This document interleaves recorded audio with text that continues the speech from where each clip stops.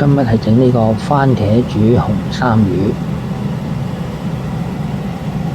歡迎光臨 Super 廚房，請點讚、分享同埋訂閱。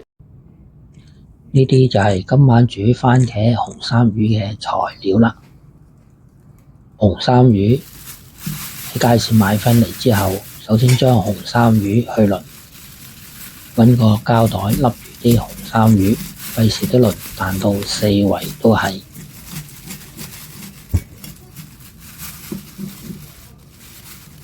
跟住用刀將紅衫魚劏開個肚，咁樣就可以搵隻手攞啲腸出嚟啦。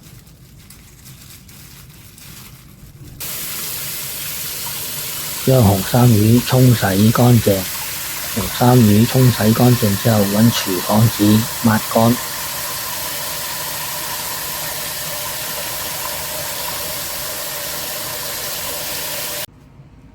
喺紅衫魚表面，咁我哋用2茶匙嘅鹽，用手將鹽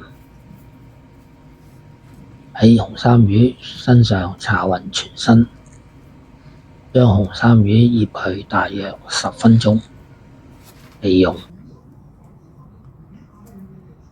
喺呢個時候，我哋處理番茄。番茄清洗乾淨之後，將番茄切開，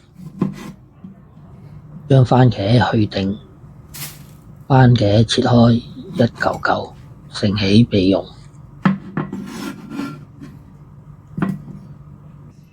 切數塊薑片，紅衫魚都差唔多醃咗10分鐘啦，咁我哋就熱鑊落油，平底鑊開中火，落油，落塊薑片落去，將薑片爆香。個鑊熱咗啦，咁我哋揾廚房紙抹乾啲紅衫魚，將啲紅衫魚放落去煮喺鑊度，煎佢大約2分鐘。期間唔好喐啲紅衫魚，如果唔係就好容易煎爛條紅衫魚啦。話咁快已經過咗2-3分鐘啦，咁我哋就搖下隻鑊，見到啲魚都開始離鑊啦。咁我哋就可以用鑊鏟將佢反轉，再煎另外一邊。影片睇到呢度，麻煩你點讚、分享同埋訂閱。話咁快又過咗2-3分鐘啦，咁紅衫魚兩邊都煎到金黃色，咁樣我哋就可以將佢拔起啦。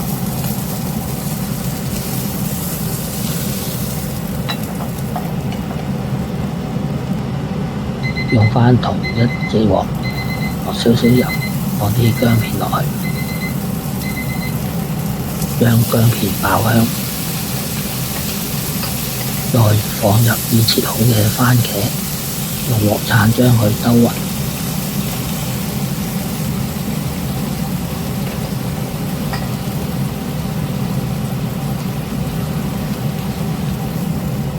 喺個鑊度炒佢一陣，跟住就加入少少水，跟住就可以冚蓋焗佢一陣。話咁快又過咗一陣啦，咁我哋就打開個蓋，見到啲番茄已經煮溶咗啦。咁我哋就加入1茶匙嘅糖，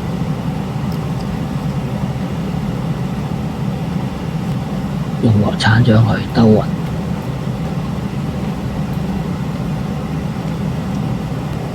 將啲紅衫魚回鑊。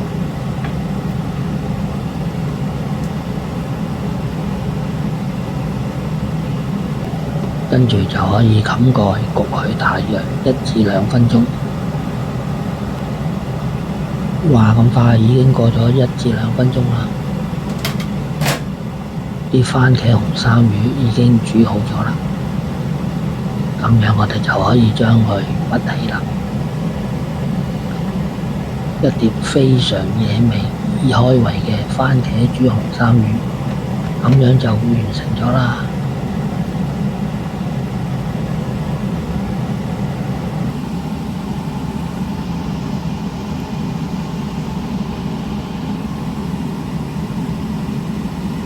睇完片之後，記得畀 like、分享同埋訂閱。